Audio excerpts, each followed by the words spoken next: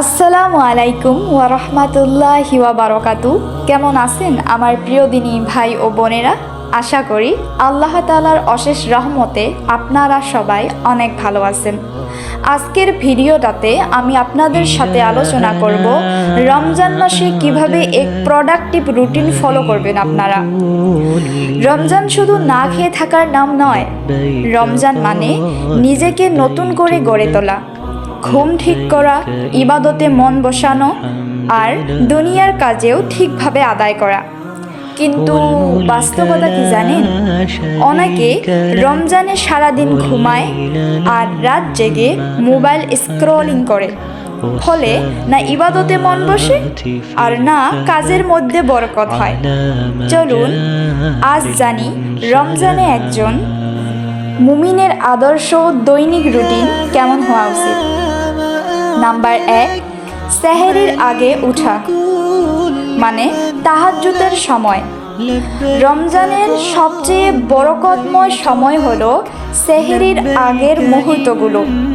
ফজরের আজানের অনন্ত 1 ঘন্টা আগে উঠুন, 2 বা 4 রাকাত তাহাজ্জুদ নামাজ পড়ে চোখের পানি নিয়ে আল্লাহর কাছে দোয়া করুন। এই সময় দোয়া করলে আল্লাহ তাআলা ফিরে দিবেন না। কিছু সময় জিকির করতে পারেন। 2 রাকাত বা 4 রাকাত তাহাজ্জুদ নামাজের পর জিকিরগুলো মূলত আস্তাগফিরুল্লাহ 100 বার, সাল্লাল্লাহু আলাইহি ওয়াসাল্লাম 100 বার, লা ইলাহা ইল্লাল্লাহ 100 বার, আলহামদুলিল্লাহ 100 বার, আল্লাহু আকবার 100 বার, সুবহানাল্লাহ 100 বার, সুবহানাল্লাহি ওয়া বিহামদিহি সুবহানাল্লাহি আযীম। এই ছোট ছোট কিছু জিকির আপনারা করতে পারেন। তারপর নাম্বার 2, সেহরি ও ফজর নামাজ।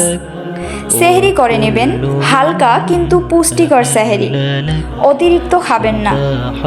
সেহরি করার পর ফজরের নামাজ পড়বেন। ফজরের নামাজের পর কুরআন পড়বেন। যখনই কুরআন পড়বেন বাংলাতে বোঝার ট্রাই করবেন। আসলে আল্লাহ তাআলা কোরআনের মাধ্যমে আমাদেরকে কি বোঝাতে চান? আমরা কোরআন তো সবাই পড়তে পারি, কিন্তু বোঝার চেষ্টা করি না। এই রমজান আমরা ফুল কোরআনটা বোঝার ট্রাই করব ইনশাআল্লাহ। এই রমজান মাসে কোরআন বেশি বেশি করে পড়ার চেষ্টা করবেন, কারণ রমজান মাসে কোরআন নাজিল হয়েছিল। নাম্বার 3, সেহরি করার পর ফজরের নামাজ পড়ার পর কোরআন তেলাওয়াতের পর 1 বা 2 ঘন্টা ঘুমাতে পারেন, কিন্তু মনে রাখবেন এটা অলসতার ঘুম নয়, শরীরকে শক্ত রাখার ঘুম।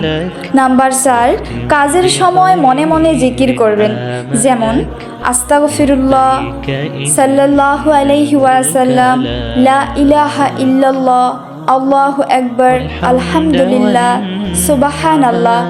আপনি চাকরি করুন বা পড়াশোনা করুন বা সংসারের কাজ, সব কাজ ইবাদত হবে যদি নিয়ত থাকে আল্লাহকে খুশি করার। নাম্বার 5, জোহর ও আসর নামাজ সময় মতে পড়া। জোহরের নামাজের পর 20-30 মিনিট বিশ্রাম নিতে পারেন, কারণ রাতের তারাবির জন্য শরীরকে একটু বিশ্রাম দিতে পারেন। তারপর আসরের নামাজ পড়ে আপনার আম্মুকে ইফতারের কাজে সাহায্য করতে পারেন। নাম্বার 6, ইফতারের আগের সময়। এই সময়টা দোয়া কবুলের জন্য সেরা সময়। ইফতারি সামনে নিয়ে দোয়া করবেন, আল্লাহ তাআলা নিশ্চয় কবুল করবেন। আজান হলে ইফতারি করবেন, মাগরিবের নামাজ পড়বেন।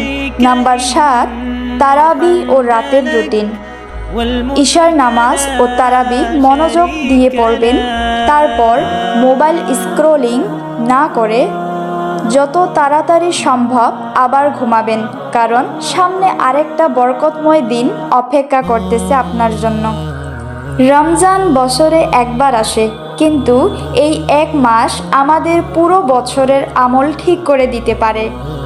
তাহলে আজ থেকে ঠিক করুন, ঘুম হবে ইবাদতের জন্য, কাজ হবে আল্লাহর জন্য, আর রমজান হবে জান্নাতের প্রস্তুতি। চ্যানেলটা লাইক এবং সাবস্ক্রাইব করতে ভুলো না প্রিয়জনেরা। আজকের জন্য আল্লাহ হাফিজ, দেখা হবে পরের ভিডিওতে।